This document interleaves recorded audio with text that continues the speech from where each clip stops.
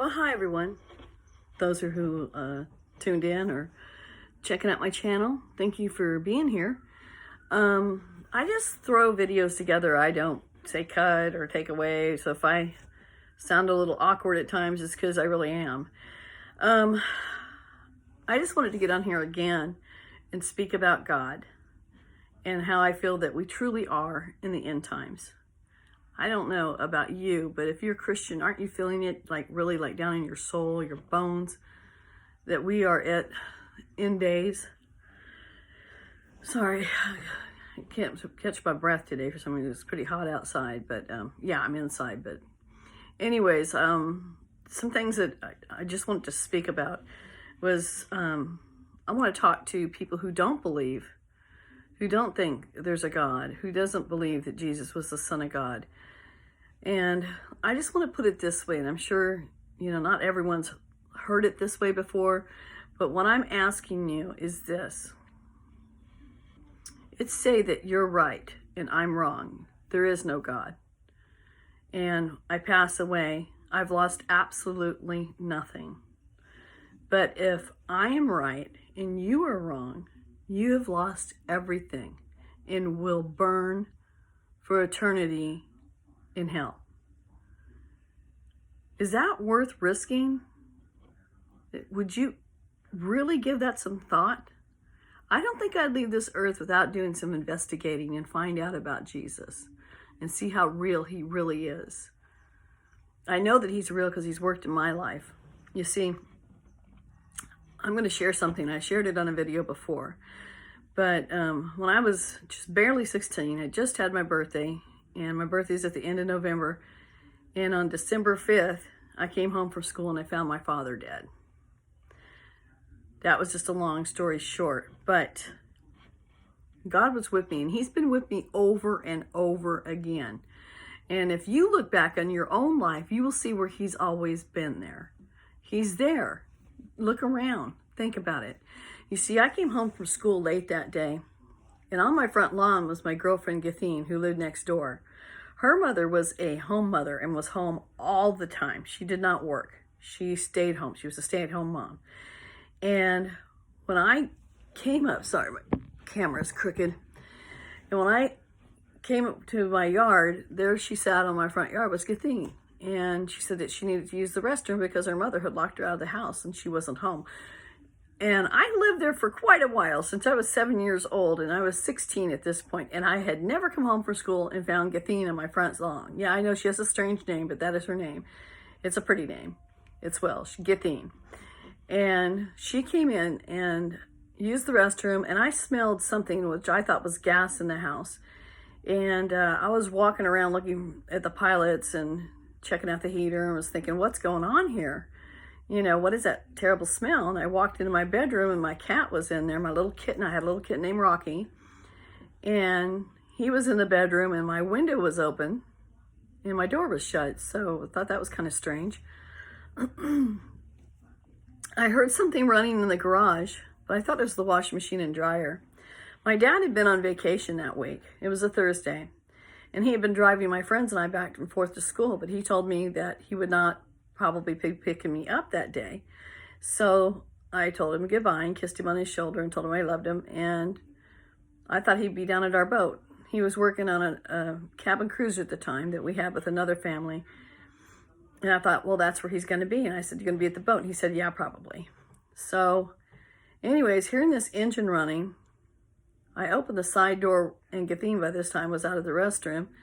I opened the side door to the garage and I saw my dad's car out there and realized it was running. And terror came over me because earlier in the summer, I came home and he had the car running in the garage with the door closed. And I came home unexpectedly.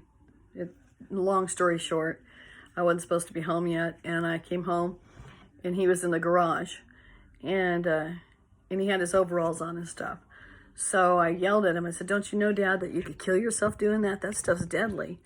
And he goes, yeah, I guess you're right. So he shut the engine off and he opened the big garage door to air it out. So I knew when I saw the the light hit the door handle of the car. And I knew my dad was in there. And it scared me to death. I knew, thinking back now, what had happened in the summertime, and realized the car was running and my dad wasn't home, because I had been calling him while I was in the house, Dad, Dad, Dad. And I closed the door real fast. My friend Gathene was standing there, and I said, hey, we got to go in there and save him. And she was just as terrified as me. She knew too that there was something, there's crazy going on here. So we went outside to the big garage door, and I said, we got to open it. So we opened it, and I looked the other way, and because I was scared I was going to see him on the floor dead.